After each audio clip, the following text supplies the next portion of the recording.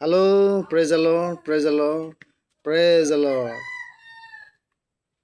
সকলোকে প্ৰভু যীশু খ্ৰীষ্টৰ নামত ধন্যবাদ জ্ঞাপন কৰিছো আৰু যিবিলাকে মোৰ ভিডিঅ'খন চাব বা চাই আছে সকলোকে ওয়েলকাম কৰিছো আৰু সকলোৰ ওপৰত ঈশ্বৰৰ আশীৰ্বাদ থাকিব বুলি মই আশা ৰাখিছো। হালেলুয়া। আৰু মই আপোনালোকৰ কাৰণে মোৰ হৃদয়ৰ দ্বাৰাই মই প্ৰাৰ্থনাও কৰিছো। হালেলুয়া। ঈশ্বৰৰ আশীৰ্বাদ থাকিব। আজি মই আপোনালোকৰ কাৰণে এটা ভিডিঅ' আকৌ লৈ আনি আছো। এই ভিডিঅ'খন হ'ব আমি সবেই গম পাই আমাৰ পপুলাৰ ছিংগাৰ আমাৰ অসমৰ যে আমাৰ জুবিন দাই তেওঁক আমাৰ ইণ্ডিয়া গোটেই ৱৰ্ল্ড পপুলাৰ হয়। আজি তেখেতে নাই, পৃথিৱীটো তেওঁক এৰি গুচি গ'ল। আমি সকলোৱে গম পাই আছো আৰু সকলোৱে আমি এই পৃথিৱীখন এদিনটো আমি এৰি যাব বুলি সকলোৱে আমি গম পাই আছো। এদিন নহ'লে এদিন আমি এৰি যাম। আমি এই একেটাই ৰাস্তা যাম। সেইকাৰণে মই আজি এই ভিডিঅ'খন জুবিন দাই থ্ৰু হয়। জুবিন দাই এটা গান গাইছিলে। এই গানৰ দ্বাৰাই মই আপোনালোকক ঈশ্বৰৰ বাক্য বিলাবলৈ মন হৈ আছো। ঈশ্বৰৰ কথা বিলাবলৈ মন হৈ আছো, ক'বলৈ মন হৈ আছো। কাৰণ জুবিন দায়েও তেওঁৰ থকা সময় তেখেতে এটা গান গাইছিলোঁ। এই গানটো মই আজিলৈকেও মনত আছে আৰু এই গানটো এনে নহয়, বহুত দকৈ তেওঁ গান গাইছে। তেওঁ এইটো গান গাইছে, মই আপোনালোকৰ আগত মই অকণমান গাই দেখুৱাবলৈ মন হৈ আছো। মই গাই দিম। এই গানটো গাইছিলোঁ। এইবাৰ জনম ল'লে দুবাৰ মৰিবা, দুবাৰ জনম ল'লে এবাৰ মৰিবা, এইবাৰ জনম ল'লে দুবাৰ মৰিবা, দুবাৰ জনম ল'লে এবাৰ মৰিবা। এইখিনি কথা তুমি অলপ ভাবাচোন, এইখিনি কথা বৰ চিন্তা কৰাচোন। যীশুৱে উত্তৰ দিব, যীশুৱে তোমাক কৈ দিব, যীশুৱে উত্তৰ দিব, যীশুৱে তোমাক কৈ দিব। এবাৰ জনম ল'লে দুবাৰ মৰিবা, দুবাৰ জনম ল'লে এবাৰ মৰিবা, এবাৰ জনম ল'লে দুবাৰ মৰিবা, দুবাৰ জনম ল'লে এবাৰ মৰিবা। এইখিনি কথা তুমি অলপ ভাবাচোন, এইখিনি কথা বৰ চিন্তা কৰাচোন। যীশুৱে উত্তৰ দিব, নিশ্চয় যীশুৱে তোমাক কৈ দিব, যীশুৱে উত্তৰ দিব, যীশুৱে তোমাক কৈ দিব। Praise the lord, praise the lord, praise the lord. Zubeen দাই এই গানেৰে গোটেই পৃথিৱী সকলো মানুহ জাতিক বিলাইছিলে। এই গানটো আজি আপোনালোকে চিন্তা কৰিছেনে? জুবিন দাই কৈ আছে, চিন্তা কৰিছেনে? চিন্তা কৰিবৰ কাৰণে এই গানটো গাইছে। এই গানটো আচলতে ঈশ্বৰৰ বাক্য, ঈশ্বৰৰ বাক্যত আছে, ঈশ্বৰৰ কথা আছে। ইয়াৰ কাৰণেহে, ইয়াৰ পৰাহে জুবিন দাই গাইছে বুলি আমি জানিব পাৰিছে। গানটো কথা হয় আৰু কথাটো গান হয়। কথা যদি নিলিখে তেনেহ'লে গান হ'ব নোৱাৰে। এইকাৰণে এই ঈশ্বৰৰ কথাৰ পৰা, ঈশ্বৰৰ বাক্যৰ পৰাহে এই গানটো ওলাইছে। এই গানত কি গাইছে? আমাক চিন্তা কৰিব দিছে। জুবিন দায়ে গানেৰে আমাক চিন্তা কৰিব দিছে। এবাৰ যদি জন্ম হ'লে দুবাৰ মৰিব। আপুনি চিন্তা কৰিছেনে? এবাৰ জন্ম ল'লে দুবাৰ মৰিব, দুবাৰ যদি জন্ম ল'লে এবাৰহে মৰিব। এই জন্মৰ কথা আপুনি চিন্তা কৰিছে নেকি?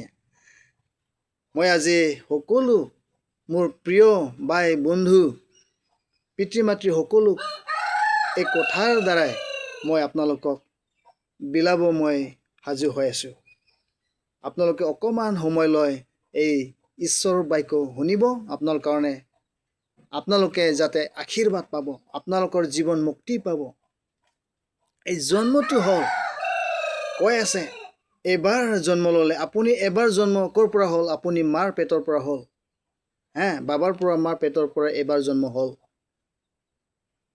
এই জন্ম অকল ল'লে আপুনি ডেথ হোৱাৰ পাছত, মৰি যোৱাৰ পাছত আপুনি মৰিব লাগিব, আপুনি নৰকত যাব লাগিব বুলি কৈ আছে।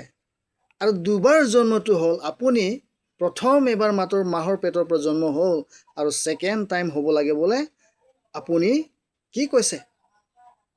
এই জন্মটো আপুনি ঈশ্বৰৰ পৰা জন্ম হ'ব লাগিব। ঈশ্বৰৰ পৰা আপুনি জন্ম হ'ব লাগিব। এইকাৰণেহে খ্ৰীষ্টিয়ানবিলাক ঈশ্বৰৰ পৰা জন্ম লোৱা, আপুনি পানীৰ পৰা বাপটাইজ ল'ব লাগিব। এইকাৰণে পানীত ডুবাই আছে, ডুবাই আৰু উঠি আছে যে মই আজিৰ পৰা যীচু গ্ৰহণ কৰিলোঁ, যীচুক ৰিচিভ কৰিলোঁ। তেনেকুৱা এইটো দুবাৰ জন্ম। এইকাৰণে এই গানটো মই আজিলৈকে মনত পৰিছোঁ। আজি জুবিন দাই এই পৃথিৱীটো এৰি গুচি গ'ল। আজি জুবিন দাই দুবাৰ জন্ম ল'লে না এবাৰ জন্ম ল'লে মই সেইটো ক'বলৈ নাযাওঁ, মই সেইটো ক'ব নোৱাৰোঁ। এইটো তেওঁলোকৰ ওপৰত। কিন্তু এই গানেৰে আপুনি যদি আপুনি মৰিব নিবিচাৰে, আপুনি জীৱন মুক্তি পাব বিচাৰে, তেনেহ'লে আপুনি দুবাৰ জন্ম ল'ব লাগিব পিতৃ মাতৃ বাই বন্ধুসকলে। তেনেহ'লে ৰিস্ক আছে। আমি যদি দুবাৰ যদি জন্ম নলয়, তেনেহ'লে আমাৰ ৰিস্ক আছে। আমি ঈশ্বৰৰ বাইগলৈ যাম। আমাৰ ঈশ্বৰৰ বাইগত লিখা আছে, আপোনালোকে চাব পাৰিব, আপোনালোকে চাব। ইয়াত লিখা আছে